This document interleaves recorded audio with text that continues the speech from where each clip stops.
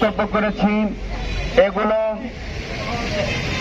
যারা নাকি সাংবাদিকরা রয়েছেন তারা যেন পত্রিকায় যেন এই সমস্ত সংবাদ যেন আমাদের প্রতিবাদ সভার আলোচনা যেন উঠায় দেওয়া হয়।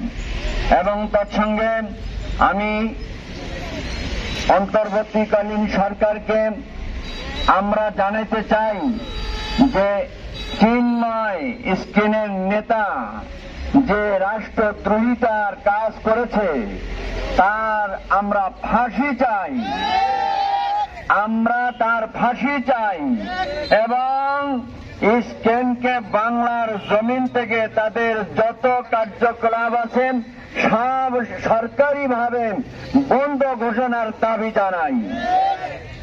এই কথা বলি আমি আমার বক্তব্য শেষ করছি। ইনশাআল্লাহ আমরা সামনে আবারও যদি